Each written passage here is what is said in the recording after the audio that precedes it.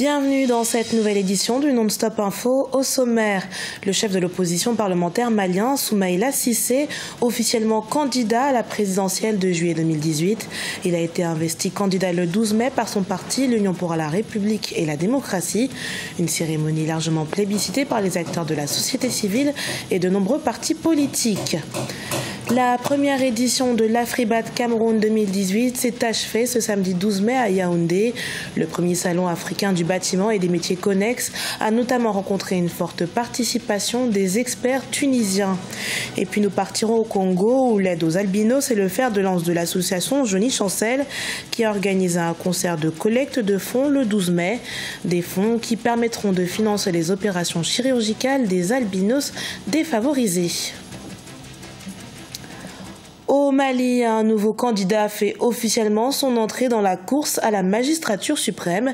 Il s'agit du chef de l'opposition au Parlement, Soumaïla Cissé, qui a été investi ce samedi par son parti, l'Union pour la République et la démocratie, sans oublier une plateforme d'une trentaine de partis politiques.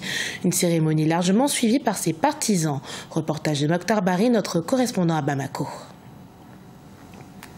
Soumaïla Cissé, chef de l'opposition politique, est candidat à l'élection présidentielle de juillet 2018. Soutenu par son parti l'URD, l'Union pour la République et la démocratie, mais aussi par une plateforme dénommée Ensemble Restaurant l'Espoir, Soumaïla Cissé a lancé un appel au changement et à l'alternance pour, dit-il, sauver le Mali, qui est au bord du chaos. L'ex-patron de la commission de l'UEMOA, Union économique et monétaire ouest-africaine, s'est dit confiant quant à la victoire à l'issue de ce scrutin présidentiel. Sachez que c'est le début du changement. Sachez que nous avons pris un chemin qui est irréversible. Sachez qu'on ne peut plus reculer. Sachez que la victoire, elle est certaine. La victoire est certaine. Personne ne peut en douter. Encore du courage. Soyons vigilants. Pas de tricherie. Pas de fraude comme en 2013. Pas de yurkou-yurkou comme en 2013. C'est le stade du 26 mars qui a servi de cadre pour cette investiture. Plusieurs mouvements de jeunesse, partis amis du Mali, mais aussi du Burkina, Côte d'Ivoire et Guinée ont répondu présents à cette cérémonie. La jeunesse fortement impliquée dans cette soif d'alternance, tout en fustigeant les failles du pouvoir en place, appelle à l'alternance. Le président sortant a manqué à son obligation contractuelle. Il a manqué à me donner de l'eau. Il a manqué à me donner de la nourriture. Ibeka a échoué à me sécuriser. Il a échoué à me donner de la perspective. Ibeka a échoué à préserver mes droits de liberté. 5 ans de galère, 5 ans de malheur, 5 ans de souffrance. Moi, j'ai le sentiment aujourd'hui que nous avons fait un travail patriotique. Nous avons démontré à l'opinion nationale et internationale que malgré les supplices que le peuple subit du fait de la mauvaise gouvernance du régime Ibeka, installé au Mali depuis le 4 septembre 2013, a réellement décidé maintenant de s'engager pour l'alternance et le changement. Et cette alternance et ce changement, nous allons le concrétiser, Inch'Allah, lors de l'élection présidentielle du 29 juillet 2018. À 68 ans, Soumaïla Cissé participe pour la 3e fois à une élection présidentielle. Rappelons que Soumaïla Cissé a terminé à 2 reprises au second tour, en 2002 face à Amadou Toumani Touré, puis en 2013 face à Ibrahim Boubacar Keïta, l'actuel locataire du palais de Koulouba. Au Congo, le général et opposant Jean-Marie Michel Mokoko a été condamné ce vendredi à 20 ans de réclusion criminelle. L'ancien candidat à la présidentielle a été reconnu coupable d'atteinte à la sûreté intérieure et de détention illégale d'armes et de munitions de guerre. Un verdict ainsi qu'un procès que certains observateurs, à commencer par le général Mokoko et sa défense, qualifient de règlement de compte politique. D'autres, en revanche, jugent ce procès équitable. Écoutons à ce propos Patrick Dion, le président de la Fédération PCT France. Une fois de plus, la justice congolaise, le système judiciaire congolais, en particulier, africain en général, est grandi. Grandi en ce sens que, contrairement à tout ce que l'on racontait, toutes les idées préconçues qu'on prêtait au système judiciaire congolais, que ça serait un procès biaisé, ça serait un procès pour la forme, etc., ce ne fut pas le cas, puisque les choses se sont déroulées dans toute la transparence nécessaire. Moi, j'ai suivi les 4 jours d'audition, puisque, comme vous le savez, c'était radio-télévisé, la presse nationale et internationale était présente. Donc, j'ai suivi le déroulement depuis le début jusqu'à la fin, et je pense que la stratégie qui a été mise en place par la défense, notamment par le général Jean-Marie Michel Mokoko, n'a pas payé. Et je lui donne un jugement peut-être qui ne lui appartient pas. Il est libre d'avoir arrêté cette stratégie-là. À mon avis, la politique de la chaise vide n'a jamais payé, nulle part. Et là aussi, sur le plan judiciaire, ça se concrétise. Le fait de refuser de parler, le fait de se muer, de rester dans le silence, ce qui était son droit, l'a complètement desservi.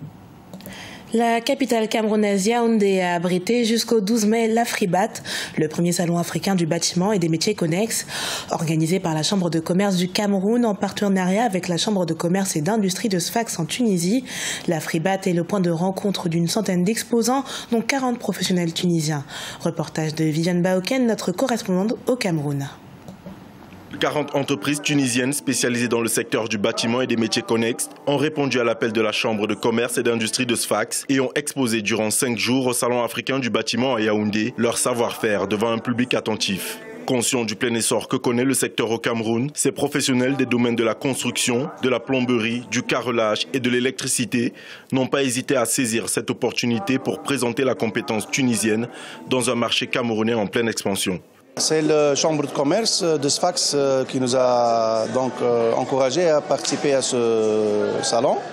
D'autre part, on connaît bien le Cameroun comme pays en cours de développement. Nos produits sont très demandés ici pour tout type de support d'éclairage ou bien de transport d'énergie ou bien de télécommunications. Ces industriels tunisiens n'ont pas seulement proposé leurs produits sur le marché camerounais, des modules de formation ont également été prévus. Lors de ce salon international, de jeunes apprenants camerounais ont en effet bénéficié de plusieurs heures d'apprentissage. Le secteur camerounais du bâtiment est principalement fourni par l'Union européenne et la Chine. Une situation de concurrence que les entrepreneurs tunisiens comptent contourner par un meilleur rapport qualité-prix. Dans notre domaine, l'électricité, nous avons entendu parler des dégâts et des problèmes causés par l'utilisation de mauvais câbles venant de tort et à travers d'usines qui ne font pas la bonne chose. Comme dit, notre cheval de bataille est la qualité et le bon rapport qualité-prix. Donc nous sommes là pour mettre en place des partenariats, chercher une collaboration à moyen et long terme et discuter avec le potentiel d'affaires avec nos confrères camerounais. À en croire de l'économie, les échanges entre le Cameroun et la Tunisie sont progressifs de 50% tous les 5 ans. Entre 2010 et 2015, ces échanges sont passés de 10 à 15 milliards de francs CFA.